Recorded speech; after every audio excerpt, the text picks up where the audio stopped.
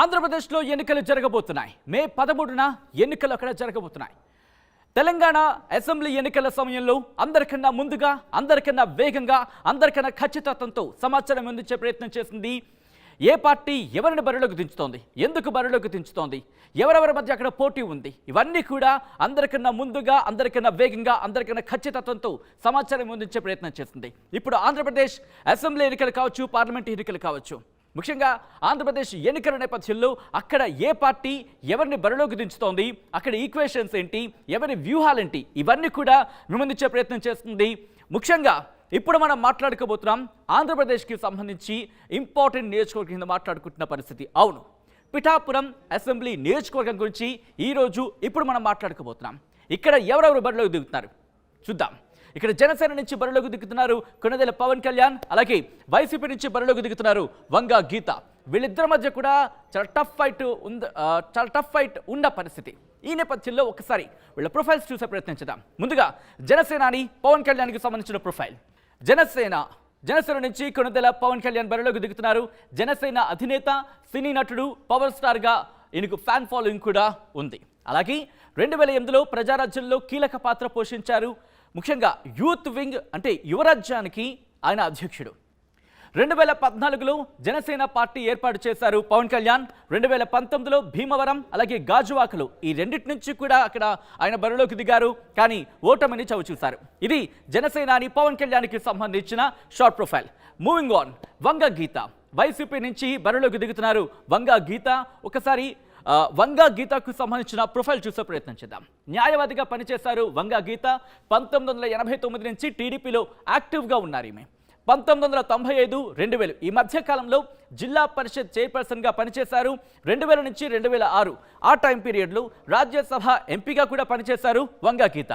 2009లో ప్రజారాజ్యం పార్టీలో చేరారు, పిఠాపురం ఎమ్మెల్యేగా గెలుపొందారు. ఇక 2019లో వైసీపీలో చేరారు, కాకినాడ ఎంపీగా గెలిచారు. ప్రస్తుతం సిట్టింగ్ ఎంపీగా ఉన్నారు. అయితే ఇక్కడ అంటే 2024 ఎలక్షన్స్లో కూడా ఇంట్రెస్టింగ్గా పిఠాపురం బరిలోనే నిలిచారు వంగా గీత. సో ఇది జనసేనాని పవన్ కళ్యాణ్ అలాగే వంగా గీతకు సంబంధించిన షార్ట్ ప్రొఫైల్. ఒకసారి ఈ పిఠాపురం నియోజకవర్గానికి సంబంధించి అక్కడ పరిస్థితులు ఎలా ఉన్నాయో ఒకసారి చూసే ప్రయత్నం చేద్దాం. ఎస్, కాకినాడ పార్లమెంటు స్థానంలో భాగం పిఠాపురం నియోజకవర్గం. ఇక్కడ మీరు చూసుకుంటే కనుక గొల్లప్రోలు, పిఠాపురం, కొత్తపల్లి మండలాలు కాకినాడ పార్లమెంట్ పరిధిలోకి వస్తాయన్నమాట. ఇక్కడ కాపు సామాజిక వర్గం ఓట్లు అత్యధికంగా ఉండే నియోజకవర్గంగా పిఠాపురాన్ని చెప్తూ ఉంటారు. ఈ నేపథ్యంలోని రాష్ట్ర రాజకీయాలు ఇప్పుడు పిఠాపురం వైపు చూస్తున్నాయంటే ఎటువంటి అతిశయోక్తి లేదు. రైట్, ఇది పిఠాపురం నియోజకవర్గానికి సంబంధించి ఒక షార్ట్ ప్రొఫైల్. సో ఈ నేపథ్యంలో అక్కడ ఎవరి వ్యూహాలేంటి, ఎవరి అక్కడ క్యాలిక్యులేషన్స్ ఏంటి, ముఖ్యంగా జనసేనాని పవన్ కళ్యాణ్ అక్కడ బరిలో దిగుతున్నారు, అలాగే వైసీపీ వంగా గీతను అక్కడ బరిలోకి దించిన పరిస్థితి. ఈ నేపథ్యంలో ఎవరి విజయ అవకాశాలు ఏ విధంగా ఉన్నాయి, ఎవరి వ్యూహాలు, ఎవరి ప్రతి వ్యూహాలు ఏంటి తెలుసుకునే ప్రయత్నం చేద్దాం. మా ప్రతినిధి ప్రకాష్ అప్డేట్స్ అందించేందుకు లైవ్లో జాయిన్ అవుతున్నారు. ప్రకాష్, ముఖ్యంగా జనసేనాని పవన్ కళ్యాణ్ అలాగే వంగా గీత వీళ్ళిద్దరూ కూడా పోటాపోటీగా ఉన్న పరిస్థితి. ఈ నేపథ్యంలో ఎవరి వ్యూహాలేంటి, అలాగే అక్కడ సామాజిక సమీకరణాలేంటి, టోటల్గా పిఠాపురం నియోజకవర్గానికి సంబంధించి ఒకసారి క్లియర్ పిక్చర్ చూపించే ప్రయత్నం చేస్తారా? ఎస్ సచిన్, మనం ప్రధానంగా చూసుకుంటే పిఠాపురం కాకినాడ ఉమ్మడి తూర్పుగోదావరి జిల్లా 19 నియోజకవర్గాల్లో ప్రధానంగా చూసుకుంటే ఒక నియోజకవర్గంగా చెప్పుకొస్తారు. పిఠాపురం ఎంతో ఆధ్యాత్మిక పీఠంగా విరజిల్లుతూ వస్తున్నటువంటి పిఠాపురంలో ఇప్పుడంతా కూడా 2024 ఎన్నికలు ఎంతో ఆసక్తికరంగా మారాయని చెప్పాలి. ఎందుకంటే రాష్ట్ర వ్యాప్తంగా ఉన్నటువంటి రాజకీయాలు ఒక ఎత్తు అయితే, అలాగే పిఠాపురంలో ఉన్నటువంటి రాజకీయం ఒక ఎత్తుగా మారిపోయింది. ఎందుకంటే జనసేన అధినేత పవన్ కళ్యాణ్ ఒక పార్టీ అధినేత ఇక్కడ పోటీ చేయడంతో పిఠాపురంలో పోటీపై ఏ విధంగా ఉంటుందని కూడా ఆసక్తికరంగా మారింది. దానికంటే ఒక పక్కన ఆ జనసేన పార్టీ అధినేత పవన్ కళ్యాణ్ పోటీ పడుతుంటే ఎంతో సీనియర్ నాయకురాలైనటువంటి వంగా గీతా విశ్వనాథ్ ఎంతో సీనియర్ నాయకురాలుగా ఎంతో గుర్తింపు పొందింది. ఉమ్మడి తూర్పుగోదావరి జిల్లాలో ఒక మహిళా నేతగా కూడా ఆవిడంతా కూడా గుర్తింపు ఉండడంతో ఇప్పుడంతా కూడా రాజకీయాలు ఆసక్తిగా మారాయి. ఎందుకంటే అక్కడ పిఠాపురం నియోజకవర్గంలో కాపు సామాజిక వర్గం, ప్రధానంగా కాకినాడ పార్లమెంట్ నియోజకవర్గం అంతా కాపు సామాజిక వర్గం ఎక్కువ ఉండే ప్రాంతం కావడంతో గతంలో 2019 ఎన్నికల్లో కూడా జనసేన అధినేత పవన్ కళ్యాణ్ పిఠాపురం నుంచే పోటీ చేయాలనుకున్నారు. అక్కడ శ్రీపాద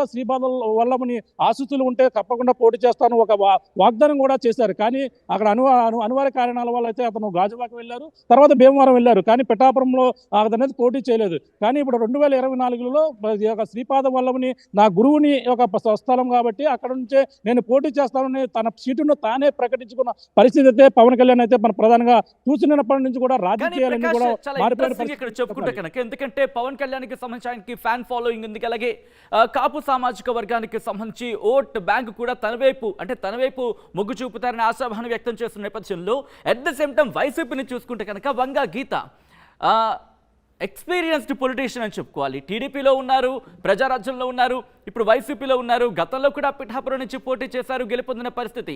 ఈ నేపథ్యంలో అక్కడ ఎవరి వ్యూహాలేంటి, ఎవరి ప్రతి వ్యూహాలేంటి? ఎప్పుడైతే జనసేన అధినేత పవన్ కళ్యాణ్ టికెట్ ప్రకటించి అక్కడ నేను పోటీ చేస్తున్నానని చెప్పిన నేపథ్యంలో వైసీపీ ఒక్కసారిగా అలర్ట్ అయిన పరిస్థితి ఉంది. ఎందుకంటే వంగా గీత విశ్వనాథన్ అయితే ఆ తానే పెట్టారు. అక్కడ సిట్టింగ్ ఎమ్మెల్యే పెండెం దొరబాబును మార్చి మరి ఆ ఎంపీగా కొనసాగుతున్నటువంటి గీతనైతే పిఠాపురంలో వైసీపీ వ్యూహాలకి పదును పెట్టి అక్కడంతా కూడా అతనైతే పెట్టినటువంటి పరిస్థితి ఉంది. ఆ గీతకి సపోర్ట్ గా ఎంతగా మొత్తం వైసీపీ యంత్రాంగం మొత్తం పక్కన ఉభయ గోదావరి జిల్లాకు రీజనల్ కోఆర్డినేటర్ మిథున్ రెడ్డితో పాటు అలాగే కాపు ఉద్యమ నేతగా ఉన్నటువంటి ముద్రగడ పద్మనాభం వైసీపీలో జాయిన్ అయిన తర్వాత ఆ పిఠాపురంపై మొత్తం బాధ్యతలు కూడా అప్పగించిన పరిస్థితి మరోపక్క కనబడుతుంది. అలాగే మరో ఇద్దరు నేతలు అలాగే మా దాడిశెట్టి రాజుతో పాటు మొత్తం అందరూ కూడా పిఠాపురంపైనే ఫోకస్ పెట్టారు. పవన్ కళ్యాణ్ ఏ విధంగా అయినా సరే ఓడించాలనేది అక్కడ అంతగా చూడొచ్చు. మరో పక్కన పవన్ కళ్యాణ్ ఒకటే చెప్తున్నారు, అంత కాపు సామాజిక వర్గం ఎక్కువగా ఓటు ఉన్నప్పటికీ ఫ్యాన్ ఫాలోయింగ్ ఉంది. అక్కడ గతంలో ప్రజారాజ్యం కూడా ఓటు అక్కడ నెగ్గింది కాబట్టి ఇప్పుడు నేను అక్కడ గెలుపు తజ్జిమంటూ ప్రధానంగా చెప్తాను. ఎందుకంటే వైసీపీకి సంబంధించి మాట్లాడుకున్నప్పుడు పెండెం దొరబాబు అక్కడ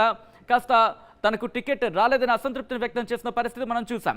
అట్ ద సేమ్ టైం జనసేనకు సంబంధించి కూడా నేరుగా జనసేన నుంచి కాకపోయినా తెలుగుదేశం పార్టీ, ఎందుకంటే అక్కడ పొత్తులో భాగంగా తెలుగుదేశం కూడా ఉంది, వర్మ తనకు టికెట్ దక్కలేదని అసంతృప్తిని వ్యక్తం చేసిన పరిస్థితి మనం చూసాం. సో రెండు పార్టీలకు సంబంధించి అంటే ఇటు పొత్తులో భాగంగా జనసేన, టీడీపీ, బీజేపీకి సంబంధించి కూడా కాస్త వ్యతిరేకత ఎదుర్కొంటున్న పరిస్థితి, వైసీపీ కూడా సేమ్ అటువంటి పరిస్థితి ఉందని చెప్పుకోవాలి. ఎలా ఇష్యూని సాల్వ్ చేసుకునే ప్రయత్నం చేస్తున్నాయి రెండు పార్టీలు కూడా?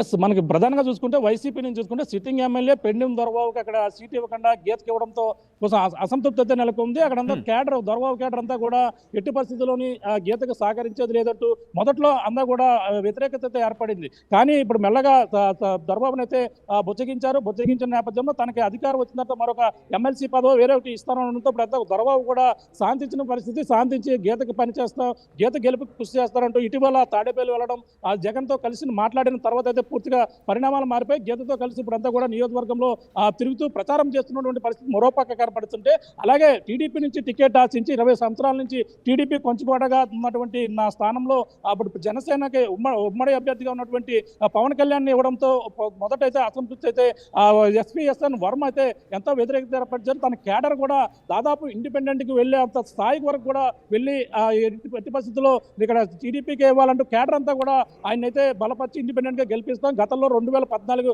ఎన్నికల్లో భారీ మెజార్టీతో 47,000 ఓట్లతో నిన్ను గెలిపించాం ఇండిపెండెంట్ అభ్యర్థిగా. అదే విధంగా ఇప్పుడు మీకు టికెట్ ఇవ్వకపోతే మళ్ళీ ఇండిపెండెంట్ గా గెలిపించి తీరుతామంటూ అంతా కూడా వర్మ వర్గీయులు మొత్తం అందరూ కూడా ఓ పక్కన కోరారు. కానీ అదందరూ కూడా సంతపించారు. అక్కడంతా కూడా పార్టీ కార్యాలయం వద్ద పెద్ద ఆందోళన చేపట్టిన పరిస్థితి. ఈ పంచాయతీ మొత్తం చంద్రబాబు అధిష్టానం దగ్గరికి వెళ్ళింది. చంద్రబాబు వెంటనే ఫోన్ చేసి అతని దగ్గర రమ్మడం, అతనికైతే ఒక హామీ కూడా ఇచ్చారు. ఎమ్మెల్సీ పదవితో పాటు అతనికి రాజుల కోటలో ఏదైతే అతనికి మరొక స్థానం కల్పిస్తూ అతనికి మంచి హోదా, మినిస్టర్ హోదా స్థాయిలో ఇస్తాం అధికారం వచ్చినట్టే అనడంతో, నాకు కావాల్సింది అధికారం కాదు, నియోజకవర్గ ప్రజలు రైతాంగం సమస్యల మీదే నేను మొదటి నుంచి కూడా కృషి చేస్తున్నాను, అయ్యే కావాలి, పురుషోత్తపట్నం ఏవైతే ఆగిపోయిందో అన్ని కూడా పనులు నెరవేర్చాలంటూ ఆయన ఆ వాగ్దానం మరొక చంద్రబాబు నుండి పెట్టడం జరిగింది. ఈ నేపథ్యంలో అతను ఎట్టవేళకైతే అతను ఇది బెట్టు నుంచి తగ్గారు, పవన్ కళ్యాణ్ సపోర్ట్ చేస్తానంటూ ఇటీవల మంగళగిరి వెళ్ళడం, మంగళగిరిలో పవన్ కళ్యాణ్ కలవడం, పవన్ కళ్యాణ్ కలిసిన తర్వాత ఇటు పరిణామాలన్నీ కూడా పవన్ కళ్యాణ్ సపోర్ట్ చేస్తామంటూ పవన్ కళ్యాణ్ గెలిపే లక్ష్యంగా పనిచేస్తామంటూ ఇప్పటికే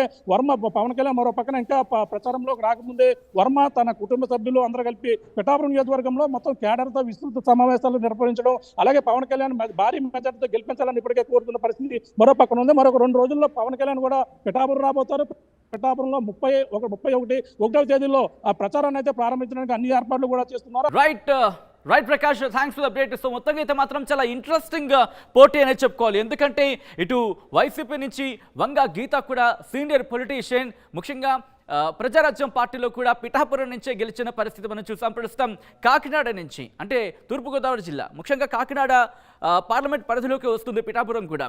సో అక్కడ బరిలోకి దిగుతున్నారు ఇటు వైసీపీ నుంచి వంగ గీత, అలాగే జనసేనాని పవన్ కళ్యాణ్. చాలా ఇంట్రెస్టింగ్గా ఆ నియోజకవర్గం ప్రకటించారని చెప్పుకోవాలి. ఎందుకంటే చాలా ఉత్కంఠ నెలకొంది. గాజువాక నుంచి పోటీ చేస్తారా, భీమవరం నుంచి పోటీ చేస్తారా, లేకపోతే ఇంకా వేరే చోట ఎక్కడి నుంచి అయినా పోటీ చేస్తారా?